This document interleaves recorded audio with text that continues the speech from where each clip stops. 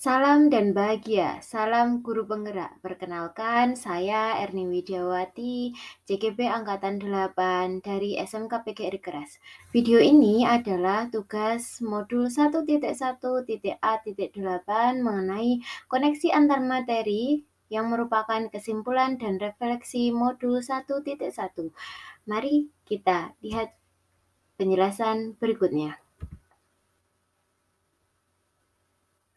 Topik dari video ini adalah yang pertama, kesimpulan pemikiran Ki Hajar Dewantara. Yang kedua, refleksi dari pengetahuan dan pengalaman baru. Yang ketiga, konstruksikan kembali proses pembelajaran dan suasana kelas yang mencerminkan pemikiran Ki Hajar Dewantara.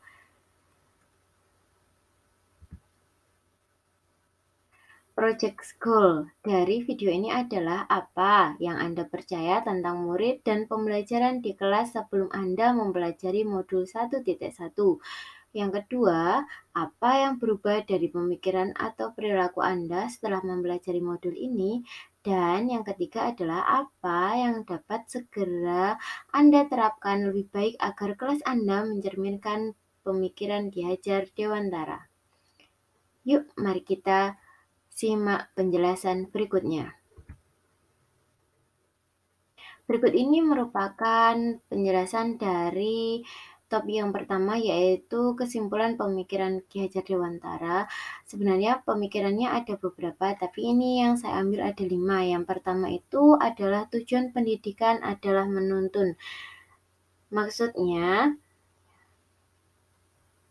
menuntun segala kodrat yang ada pada anak-anak agar mereka dapat mencapai keselamatan dan kebahagiaan yang setinggi-tingginya baik sebagai manusia maupun sebagai anggota masyarakat. Oleh sebab itu, pendidik hanya dapat menuntun tumbuh atau hidupnya kekuatan kodrat yang ada pada anak-anak agar dapat memperbaiki lakunya atau hidup bukan dasarnya hidup dan tumbuhnya kekuatan kodrat anak. Yang kedua, pendidikan adalah tempat persemaian benih.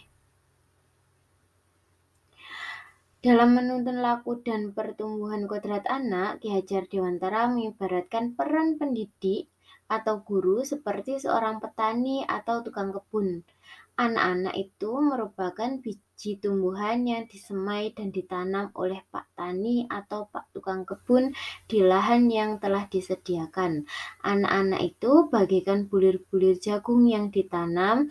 Bila biji jagung ditempatkan di tanah yang subur dengan mendapatkan sinar matahari dan pengarian yang baik, maka meskipun biji jagung adalah bibit jagung yang kurang baik atau kurang berkualitas, dapat tumbuh dengan baik karena perhatian dan perawatan dari Pak Tani. Namun sebaliknya, meskipun biji jagung itu disemai adalah bibit berkualitas, namun tumbuh di lahan yang gersang dan tidak mendapatkan pengairan dan cahaya matahari serta tangan dingin Pak Tani, maka biji jagung itu mungkin tumbuh namun tidak akan optimal. Itu merupakan peran sebagai pendidik. Dan yang ketiga adalah kodrat alam dan kodrat zaman. Ini juga merupakan pemikiran dari Ki Hajar Dewantara. Maksudnya gimana? Maksudnya adalah dalam melakukan pembaharuan yang terpadu, hendaknya selalu diingat bahwa segala kepentingan anak-anak didik, baik mengenai hidup dirinya maupun hidup kemasyarakatan,nya jangan sampai meninggalkan segala kepentingan yang berhubungan dengan kodrat keadaan, baik pada alam maupun zaman. Sementara itu, segala bentuk isi dan wirama, yakni cara mewujudkannya, hidup dan penghidupannya seperti demikian, hendaknya selalu disesuaikan dengan dasar-dasar dan asas-asas hidup kebangsaan yang bernilai dan tidak bertentangan dengan sifat kemanusiaan. Selain itu, kita sebagai pendidik harus tetap memperhatikan di mana peserta didik itu tinggal dan kapan peserta didik itu mendapatkan pembelajaran dari pendidik atau guru, karena tidak etis apabila peserta didik hidup di zaman sekarang kita menggunakan metode pembelajaran di masa lampau. Yang keempat adalah metode taman siswa. Metode taman siswa ini merupakan penyerapan dari metode Montessori dan Froebel, di mana metode ini merupakan gabungan dari dua metode tersebut, di mana metode taman siswa ini mementingkan pelajaran sebagai panca indera dan permainan anak itu tidak dapat dipisahkan, itu merupakan satu kesatuan. Sehingga apabila sekolah itu dapat mewujudkan tempat bermain, maka anak akan semakin senang untuk belajar. Dan kesimpulan pemikiran yang terakhir merupakan semboyan Ki Hajar Dewantara, yaitu ada 3 semboyan. Yang pertama, Ing Ngarso Sung Tulodo, Ing Madya Mangunkarso, dan Tut Wuri Handayani. Itu tadi merupakan kesimpulan pemikiran dari Ki Hajar Dewantara. Selanjutnya, refleksi dari pengetahuan dan pengalaman baru.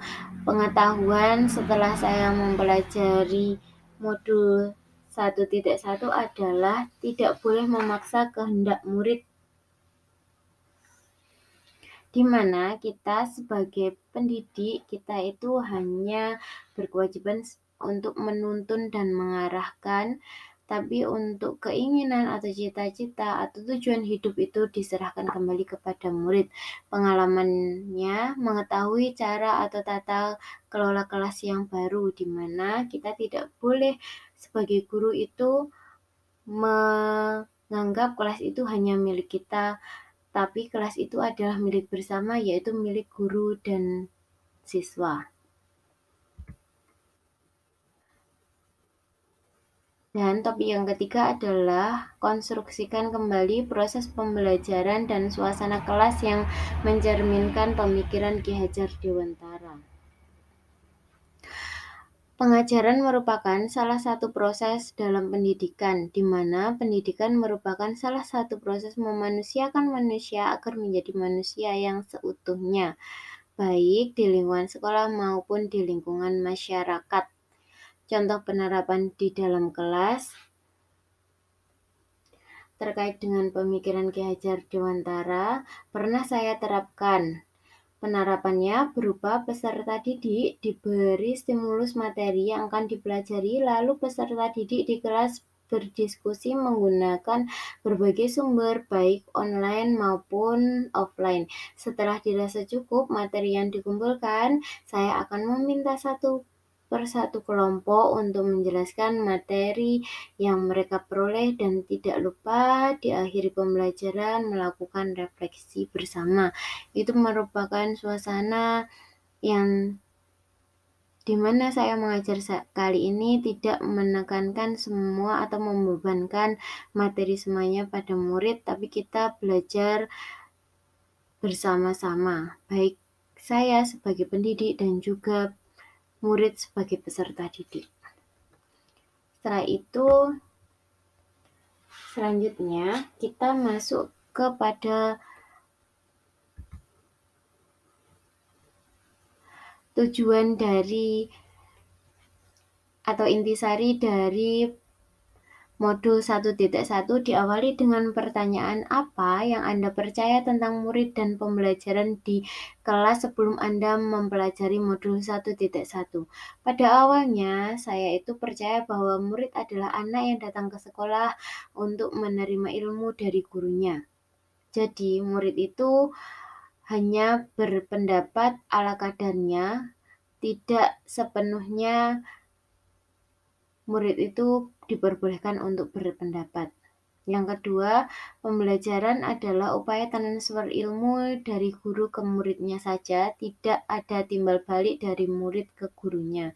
Itu merupakan pemikiran saya sebelum mempelajari modul 1.1. Yang selanjutnya apa yang berubah dari pemikiran atau perilaku Anda setelah mempelajari modul ini? Setelah mempelajari modul ini, pemikiran saya lebih terbuka bahwa sekolah itu tidak hanya transfer ilmu dari guru ke siswanya saja, tapi bisa adanya timbal balik dari siswa ke gurunya.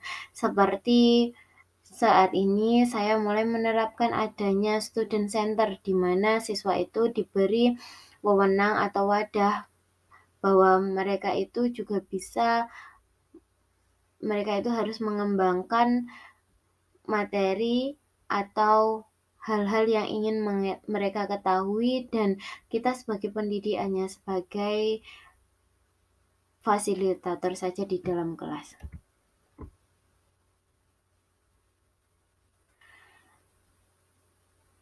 Apa yang dapat segera Anda terapkan lebih baik agar kelas Anda mencerminkan pemikiran Ki Hajar Dewantara? Yang dapat saya lakukan adalah menerapkan budaya TTM.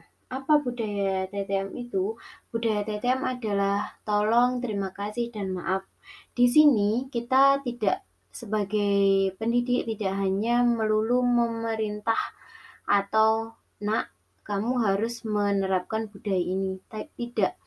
Hal ini harus dimulai dari kita sendiri sebagai pendidik yang memberi contoh dan membiasakan di sekolah agar anak itu terbiasa melakukan ketiga kata ajaib ini di kelasnya, dalam ranah kecil di kelasnya, agar hal ini terbawa sampai pulang ke rumahnya. Nanti ketika mereka di masyarakat, hal ini akan mereka terapkan juga. Itu merupakan budaya tolong, terima kasih, maaf. Itu merupakan budaya yang salah satu yang mencerminkan pemikiran dari Ki Hajar Dewantara, yang juga pendidikan merupakan salah satu upaya untuk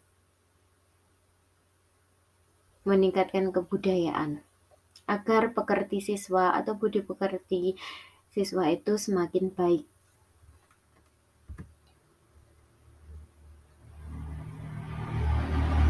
Baik, terima kasih. Itu tadi merupakan pemaparan dari tugas modul 1.1.A.8 dari saya.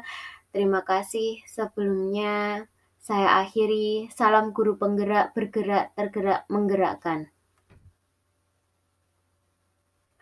Terima kasih banyak.